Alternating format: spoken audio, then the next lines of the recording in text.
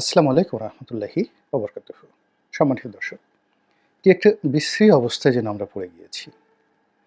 আমাদের এই বাংলাদেশের যে রোহিঙ্গা সমস্যাটি, এটি কেবলমাত্র আমাদের দেশের সমস্যা নয়, এমনকি আঞ্চলিক সমস্যা নয়। It's a global crisis. একটা জাতিগোষ্ঠীকে ধ্বংস করার জন্য প্রায় ১২ থেকে ১৫ লক্ষ মানুষকে বাংলাদেশের মতো একটি রাষ্ট্রে একেবারে পুশ ইন করা হলো, ঢুকিয়ে দেওয়া হলো। এবং এই ঘটনার সঙ্গে ভারত জড়িত, চীন জড়িত, মায়ানমার জড়িত, এমনকি আমেরিকার যে গ্রিন সিগন্যাল নেই, এটা কিন্তু এখন বলা যাচ্ছে না। তো আওয়ামী লীগ জামানাতে যখন এটা প্রবল আকার ধারণ করলো, সেই প্রথমে তারা শুরু করলো ২০১২ সনে। তারপরে আবার দ্বিতীয় দফাতে যখন সেই ২০১৪ সনের নির্বাচনের পর আবার আওয়ামী লীগ ক্ষমতায় এলো, তখন এটি ব্যাপক আকারে বাংলাদেশে আসা শুরু করলো। তো আমরা সাধারণত যারা খুব অল্পতে তুষ্টি লাভ করি, ওই সময়তে আমাদের দিনী ভাই বোনেরা সবাই জান্নাত পাওয়ার আশা করলো। রোহিঙ্গা ভাই বোনদেরকে আশ্রয় দেওয়ার জন্য দেশের সব মানুষ ঝাঁপিয়ে পড়ল। এবং ক্ষমতাসীন সরকার তারাও মনে করলো যে এই কাজ করে যদি মানবতার মা, মাদার অফ হিউম্যানিটি, এই উপাধি পাওয়া যায়, নোবেল পুরস্কার পাওয়া যায়, তাহলে দেশের কি হলো না হলো এটা পরে দেখা যাবে। ফলে রাষ্ট্রনায়কোচিত যে চিন্তা, কিংবা আমাদের দেশের যে সাধারণ নাগরিকদের যে আবেগ বর্জিত বাস্তব চিন্তা, এটি না থাকার কারণে আমাদের সেই জাতীয় আয়ের উপর রোহিঙ্গারা এসে ভাগ বসালো। এবং আপনারা অবাক হয়ে যাবেন যে এ পর্যন্ত রোহিঙ্গাদের পিছনে না হলেও ৬০ থেকে ৭০ হাজার কোটি টাকা বাংলাদেশের, এই দরিদ্র বাংলাদেশের পকেট থেকে চলে গিয়েছে এদেরকে খাওয়ানোর জন্য, পড়ানোর জন্য। এবং পুরো এলাকা, মানে কক্সবাজার, চট্টগ্রাম, বান্দরবন, রাঙামাটি থেকে শুরু করে এমনকি সৌদি আরব পর্যন্ত এই বাংলাদেশি রোহিঙ্গাদের যে দাপট, যারা এর ভুক্তভোগী কেবল তারাই বলতে পারবেন যে রোহিঙ্গাদের কারণে তাদের জীবনযাত্রায় কী পরিমাণ ক্ষয়ক্ষতি হচ্ছে। তো এই সমস্যাটা প্রকট থেকে প্রকট আকার ধারণ করছে, আমাদের এখানে মানবিক বিপর্যয় তৈরি করে ফেলেছে। এবং একই সঙ্গে সীমান্তের ওপারে, টেকনাফ সীমান্তের ওপারে মায়ানমারের যে সামরিক জান্তা সরকার, স্বৈরাচারী সরকার, তাদের সঙ্গে সেখানকার যে বিদ্রোহী গোষ্ঠী আরাকান আর্মি, সেই আরাকান আর্মির যে দীর্ঘদিন যুদ্ধ, সেই যুদ্ধের পরিণতিতে এখন পুরো রাখাইন অঞ্চল তারা দখল করে নিয়েছে। এবং আমাদের সবচেয়ে বড়, আওয়ামী লীগ সরকারের সবচেয়ে বড় কূটনৈতিক যে বিপর্যয়, সেটি হলো যে এই আরাকান আর্মি, এই আরাকান আর্মিকে যদি আমাদের যারা সামরিক বিশেষজ্ঞ ছিলেন তাদের পরামর্শ মতো আরও ১ থেকে ১.৫ বছর আগের থেকে এদেরকে সাহায্য করা হতো, সহযোগিতা করা হতো, তাহলে এই রোহিঙ্গা সমস্যাটি এখন আমরা সমাধান করতে পারতাম। কিন্তু আমরা ওই সময়টাতে আরাকান আর্মির সাথে কোনো যোগাযোগ রক্ষা করিনি। রক্ষা না করার কারণে বাংলাদেশ সম্পর্কে তাদের ধারণা ভালো নয়। আবার অন্যদিকে মায়ানমারের যে সামরিক জান্তা, তাদের সঙ্গে আমরা এখনও সম্পর্ক রাখার চেষ্টা করছি। ফলে এই সাম্প্রতিক সময়টিতে প্রায় ২৩০ কিলোমিটারের মতো যে সীমান্ত রয়েছে মায়ানমারের সঙ্গে, পুরোটাই এই সীমান্ত এখন আরাকান আর্মির দখলে। এবং সেই যে রাখাইনদের যে রাজধানী মংডু, বা প্রধানতম শহর যে মংডু, এই শহর তারা দখল করে নিয়ে তারা সেখানে যে রাজত্ব কায়েম করেছে, সেই রাজত্ব বাংলাদেশের জন্য সুখকর নয়। ইতিমধ্যে সেন্ট মার্টিনের সঙ্গে যে আমাদের যোগাযোগের প্রধানতম মাধ্যম যে নাফ নদী, এই নাফ নদীর উপর আরাকান আর্মির দখল এতটা শক্তিশালী তারা প্রতিষ্ঠা করেছে যে ওখানে বাংলাদেশি কোনো জেলের নৌকা, ট্রলার, এমনকি কোনো সরকারি যানবাহনও চলাচল করা যাচ্ছে না, চলাচল করতে পারছে না। আমরা দেখতে পাচ্ছি যে আমাদের নৌবাহিনীর বা কোস্টগার্ডের যে বাহনগুলো তারা টহল দিচ্ছে বটে, কিন্তু এই অবস্থার মধ্যে সেন্ট মার্টিনের সঙ্গে আমাদের যে যোগাযোগ, সেই যোগাযোগটা মারাত্মক হুমকির মধ্যে পড়েছে। এখন এই আরাকান আর্মির উপর চীনের একটা নিদারুণ যাকে বলা হয় কর্তৃত্ব রয়েছে। এবং বাংলাদেশ নিয়ে এখন একদিকে ভারত আর একদিকে চীন যেভাবে খেলছে, সেখানে যদি চীন কোনো মতে বিগড়ে যায় এবং তারা যদি আরাকান আর্মিকে সে বিদ্রোহী গোষ্ঠী বাংলাদেশের বিরুদ্ধে লেলিয়ে দেয়, এটি কত বড় একটা বিপদ এবং বিপত্তি হতে পারে এটি কল্পনা করা যাচ্ছে না।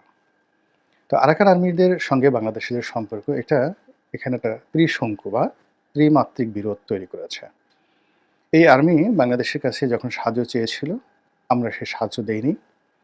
আর বাংলাদেশে যে সকল রোহিঙ্গা আশ্রয় নিয়েছে তাদের একটা বিরাট অংশ এই আরাকান আর্মিদের বিরুদ্ধে মায়ানমারের যে সামরিক জান্তা তাদের পক্ষ অবলম্বন করে এই বাংলাদেশ থেকে তৎপরতা চালিয়েছে এবং এদের আত্মীয় স্বজন যারা ছিল সেই রাখাইনে, সেখানে তারা এই আরাকান আর্মির সাথে ফাইট করেছে। তো কাজেই আরাকান আর্মি যদি সীমান্তের এপারে না আপনাদের এপারে রাখাইন রাজ্যের এপারে রোহিঙ্গাদের কথা চিন্তা করেন, বাংলাদেশে আশ্রয়, তারা তাদেরকে শত্রু মনে করছে। দ্বিতীয়ত, বাংলাদেশের সঙ্গে তাদের এখনো পর্যন্ত কোনো কূটনৈতিক সম্পর্ক এভাবে স্থাপিত হয়নি, ফ্রেন্ডশিপ হয়নি। তৃতীয়ত, ভারতের সঙ্গে তাদের দা কুমড়ার সম্পর্ক। এখন এই তিনটে সম্পর্ক এখানে রাখেন। অন্যদিকে বাংলাদেশের অন্যান্য সীমান্তে একটা যুদ্ধ রব শুরু হয়ে গেছে এবং ভারতের যে প্রচার মাধ্যম, এই প্রচার মাধ্যম বাংলাদেশের সঙ্গে ভারতের যে কূটনৈতিক সম্পর্ক, এই কূটনৈতিক সম্পর্কটাকে একেবারে রীতিমতো তলানিতে নিয়ে এসেছে। সীমান্তে যে কী হচ্ছে এটির বাস্তব চিত্র আমরা জানি না। এর কারণ হলো আমাদের মিডিয়াগুলো, বাংলাদেশের যে মিডিয়াগুলো, এটার কোনো সচিত্র প্রতিবেদন তারা প্রকাশ করছে না। আর আমাদের সামাজিক মাধ্যমে আমরা যারা কন্টেন্ট ক্রিয়েট করি তাদের মধ্যে এমন কেউ নেই যারা এই সীমান্তের এই বিষয়গুলো নিয়ে ড্রোন উড়িয়ে আসলে ওপাশে কী হচ্ছে এপাশে কী হচ্ছে এরকম যাকে বলা হয় ইউটিউব জার্নালিজম যেটাকে বলা হয়, ওটা আমরা কেউ করছি না বাংলাদেশে। তো কাজেই আমরা সীমান্তে বাংলাদেশ সেনাবাহিনীর যাকে বলা হয় প্রস্তুতি কেমন এটা আমরা জানি না। আবার ভারতীয় সেনাবাহিনীর যে অবস্থা কি, এটা ভারতের যারা কর্তৃপক্ষ তারা কিন্তু কোনো কথা বলছে না। নরেন্দ্র মোদী সাহেব কোনো কিছুই বলছেন না, বরং আকার ইঙ্গিতে বিভিন্নভাবে তারা যে সকল কর্মকাণ্ড করে যাচ্ছেন তাতে স্পষ্টতই মনে হয় বাংলাদেশের সঙ্গে তারা একটা কনফ্রন্টেশনে যাওয়ার জন্য প্রস্তুতি নিচ্ছেন। অন্যদিকে ভারতের অনেক সিনিয়র সাংবাদিক, রাজনীতিবিদ, তারপর বুদ্ধিজীবী, অবসরপ্রাপ্ত সামরিক কর্মকর্তা, তারা ক্রমাগত উস্কানি দিয়ে যাচ্ছে বাংলাদেশকে আক্রমণ করার জন্য এবং যাচ্ছে তাই ভাষায়। তো এই সমীকরণটা আপনি রাখেন, একটা সমীকরণ হলো এটা, অর্থাৎ আমাদের এই দেশে আমরা কিছু জানি না, আর ওদিকে ভারত থেকে যা জানছি তা বলতে গেলে আমাদেরকে আতঙ্ক ধরিয়ে দেয়, এই বুঝি ভারত আক্রমণ করে বসলো। ২ নম্বরে যেটা হলো সরকারের পক্ষ থেকে এখন যারা আছেন তাদের যেহেতু পাবলিক রিপ্রেজেন্টেশন নেই, জনগণের প্রতিনিধি তাদের মধ্যে নেই, ফলে ওই যে সীমান্ত এলাকাতে, বাংলাদেশের সীমান্ত এলাকাতে সত্যিকার অর্থে জনগণের যে দুর্ভোগ, দুর্দশা, আতঙ্ক, কিংবা এই সরকারের সঙ্গে যারা সম্পৃক্ত রয়েছেন তাদের রাজনৈতিক অভিজ্ঞতা না থাকার কারণে এবং তারা খুব অলনে ছাড়েন এসে উপদেষ্টা হয়ে যাওয়ার কারণে এই দেশের রাজনীতিতে যদি বিপর্যয় ঘটে, এদেশের স্বাধীনতা সার্বভৌমত্বের যদি একটা সমস্যা হয়, এদেশের যে সামরিকতন্ত্র, মিলিটারি সিস্টেম, এটাতে যদি একটা সমস্যা হয়, তাহলে এই সমস্যাগুলো পুরো রাষ্ট্র ব্যবস্থাকে যে কতটা হুমকির মধ্যে ফেলবে, এটি বোঝার জন্য যে রাজনৈতিক প্রজ্ঞা দরকার, সেন্সিবিলিটি দরকার, এটি বর্তমান প্রশাসনের নেই। ফলে এখানে এক ধরনের ল্যাকিংস বা এক ধরনের শূন্যতা এখানে তৈরি হয়ে গেছে। ৩ নম্বর হলো যে আমাদের এই ভারতের সাথে যদি আমরা একটি সম্পর্ক করতে চাই তাহলে চীন এটাকে মেনে নেবে না। আবার আমরা যদি চীনের সঙ্গে এই মুহূর্তে একটি সম্পর্ক রাখতে চাই সেটাও ভারত মেনে নেবে না। ফলে ভারতের সঙ্গে বাংলাদেশের যে সীমান্ত, এখানে ৩টা সমস্যা, আর মায়ানমারের সঙ্গে বাংলাদেশের যে সম্পর্ক সেখানে ৩টি সমস্যা। এই ৩টি সমস্যা ৩-৩-৬, তার উপরে ৭ নম্বর সমস্যা হলো শেখ হাসিনা। তিনি দিল্লিতে আছেন এবং সেখানে বসে ক্রমাগত যে কথাগুলো বলছেন, যে ভয়েস মেসেজ দিচ্ছেন, যে টেলিফোন সংলাপগুলো প্রকাশিত হচ্ছে, ইত্যাদি আরও অনেক কিছু, যা কিনা আমাদের এই যে বাংলাদেশের যে বর্তমান চলমান অবস্থা, সেই অবস্থাকে আরও উত্তাল করে তুলছে। আওয়ামী লীগের যারা লোকজন আছে তাদের মধ্যে কোনো রকম অনুশোচনার লক্ষণ নেই এবং শেখ হাসিনা অনেকটা আত্মবিশ্বাস, এত বেশি আত্মবিশ্বাস তিনি দেখাচ্ছেন ইদানিংকালে, যেটি তিনি যখন প্রধানমন্ত্রী পদে ছিলেন তখনও তার এই আত্মবিশ্বাস ছিল না। এবং তার মধ্যে যে অহংকার, তার মধ্যে যে ক্রোধ দেখা যাচ্ছে, এটি যারা আওয়ামী বিরোধী শক্তি বাংলাদেশে সঙ্গত কারণেই তাদের মধ্যে একটা আতঙ্ক তৈরি করে ফেলেছে। এই যে ৭ নম্বর সমস্যা, ৭ নম্বর সমস্যার পরে আমাদের এই দেশে এখন রাজনৈতিক যারা নেতৃবৃন্দ, তারা ১ম দিকে ভারতের সঙ্গে একটা বন্ধুত্ব করার চেষ্টা করেছিলেন। জামাতও নরম সুরে কথা বলেছিল, বিএনপি বলেছিল, কিন্তু এখন এটি বুমেরাং হয়ে গেছে। আ পাকিস্তানের প্রভাব স্পষ্টতই বাংলাদেশে এখন আছে, এক্ষেত্রে কোনো রাগঢাক করার কিছুই নেই। আর চীনের যে প্রভাব, তাও আমরা বুঝতে পারছি। এর কারণ হলো যে এখানে বিএনপি নেতা রুহুল কবির রিজভী সাহেব, তিনি যেভাবে ভারতের বিরুদ্ধে বিষোদ্গার করছেন, ভারতের শাড়ি পোড়াচ্ছেন এবং যেভাবে বিএনপি একেবারে সদল বলে সেই লং মার্চ করলো ভারতের বিরুদ্ধে, আগ্রাসনের বিরুদ্ধে।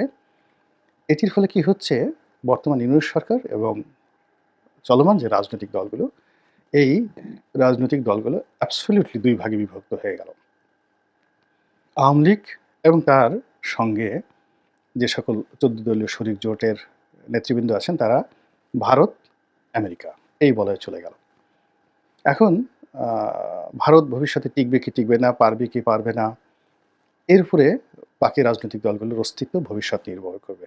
এবং তারা আ ক্ষমতা এমন একটা জিনিস, সেটা অর্জন করার জন্য যতই সিনেমা দরকার, বাংলাদেশের যত ১২টা বাজুক, কিন্তু তাদের ক্ষমতার মতো সোনার হরিণ তাদের চাই। এই থিওরিতে তারা যে অনবরত যুদ্ধ, লড়াই, সংগ্রাম, আন্দোলন, বিপ্লব যা কিছু আছে সবকিছু তারা করে যাবে, ভারত এবং তাদের সহযোগী রাজনৈতিক দলগুলো। দ্বিতীয় যে গ্রুপটি এই মুহূর্তে ক্ষমতায় আছে, তারা যেহেতু চীনের মুখাপেক্ষী, তারা যেহেতু পাকিস্তানের মুখাপেক্ষী হয়ে গিয়েছে এবং চীন এবং পাকিস্তানের যে সম্মিলিত কূটনীতি, মিলিটারি স্ট্র্যাটেজি, তারপরে তাদের অর্থনৈতিক পরিকল্পনা এবং ভৌগোলিক জিওপলিটিক্স যেটিকে বলা হয়, ভূরাজনীতি, এই জিনিসগুলো এখন বাংলাদেশে ক্রমশ প্রতিষ্ঠিত করার চেষ্টা করা হচ্ছে। কিন্তু সমস্যাটা হলো যে ভারত যেহেতু সেই ৫০-এর দশক থেকে, নেহরুর জমানা থেকেই এই বাংলাদেশের প্রতিটি স্তরে স্তরে তাদের এজেন্ট তারা মনোনীত করেছে, তাদের খুঁটি তারা গেড়েছে এবং এখানের যত তথ্যপাত্র সবকিছু তাদের কাছে একেবারে হালনাগাদ রয়েছে। এবং প্রশাসন থেকে শুরু করে সমাজের সব স্তরে ভারতের যে সকল এজেন্ট রয়েছে, তাদের দ্বারা যে কোনো অনার সৃষ্টি তারা ঘটিয়ে দিতে পারে। সেক্ষেত্রে চীন এবং পাকিস্তান অনেক, অনেক দুর্বল, অনেক, অনেক দুর্বল। আর তারা যে রাজনৈতিক দলগুলোকে বন্ধু হিসেবে বেছে নিয়েছে, চীন এবং আ পাকিস্তান, অর্থাৎ জামাত এবং বিএনপি, অথবা ছোট, ছোট যে রাজনৈতিক দলগুলো রয়েছেন, তারা এই গত ১৫ বছর, ২০ বছর ধরে ক্রমাগত জুলুম, অত্যাচারের কারণে তাদের অনেকের মানসিক যে সক্ষমতা, এটি হ্রাস পেয়েছে। তারপরে অনেকের যে চিন্তার শক্তি, এটি বিকশিত হওয়ার মতো সুযোগ তারা এখনো পায়নি। এরপরে নেতৃত্ব দেওয়ার জন্য যে সৎসাহস, ঝুঁকি নেওয়ার জন্য যে আ যাকে বলা হয়, ঝুঁকি নেওয়ার জন্য যে যোগ্যতা দরকার মানব শরীরে, এটি সঙ্গত কারণেই এই ১৫ বছর কন্টিনিউয়াসলি একজন মানুষ বা একটা পরিবার বা একটা আ গোষ্ঠী, তারা যদি ১৫ বছর, ২০ বছর ক্রমাগতভাবে অপ্রেস্ট হতে থাকে, রাতারাতি এসে তারা কোনো কিছুই করতে পারবে না। রাষ্ট্র পরিচালনা, যুদ্ধ করা, পালিয়ে থাকা, লড়াই করা, সংগ্রাম করা আলাদা জিনিস। এখন বিষয়টা হলো রাষ্ট্র পরিচালনার। এখন যারাই আসছে তারা রাষ্ট্র পরিচালনা করার জন্য যে কূটনীতি দরকার, যা কিছু দরকার এবং প্রতিপক্ষকে যেভাবে মোকাবেলা করা দরকার, সেই সক্ষমতাটা অর্জন করার জন্য তাদের যথেষ্ট সময় লাগবে। কিন্তু আমাদের তো আর সময় নেই। প্রতিদিনই পরিবেশ পরিস্থিতি জটিল থেকে জটিলতর হচ্ছে। মানুষের বিশ্বাস এবং আস্থা নষ্ট হয়ে যাচ্ছে। মানুষ অধৈর্য হয়ে যাচ্ছে এবং একটার পর একটা অঘটন ঘটে যাচ্ছে। এরকম এই যে মায়ানমারের যে ঘটনাটি, এটা তো ১ সপ্তাহ আগে আমরা কল্পনাও করতে পারিনি। হঠাৎ করে এটা চলে আসছে এবং তারা আরাকান আর্মি বাংলাদেশের সীমান্তে এসে আবার বাড়াবাড়ি করবে, জেলেদের ধরে নিয়ে যাবে, কয়েকজনকে ধরে নিয়ে গেছে। এই জিনিসগুলো তারা করবে, আমরা কিন্তু এটা ভাবতেও পারিনি। এভাবে প্রতিদিনই এই ঘটনাগুলো ঘটছে। ফলে কি হচ্ছে, আমাদের জনজীবনের যে স্বাভাবিক গতি, সেই গতি প্রোডাক্টিভ হচ্ছে না, উৎপাদনশীল হচ্ছে না। আমরা খেই হারিয়ে ফেলছি এবং আমাদের এই খেই হারানোর ফলে কী হচ্ছে? জাতীয় অর্থনীতি মুখ থুবড়ে পড়ার মতো অবস্থা। মহান আল্লাহ রাব্বুল আলামিন আমাদেরকে এই অবস্থা থেকে হেফাজত করুন, উদ্ধার করুন এবং রক্ষা করুন। এই প্রার্থনা করছি। আসসালামু আলাইকুম ওয়া রাহমাতুল্লাহি ওয়া বারাকাতুহু।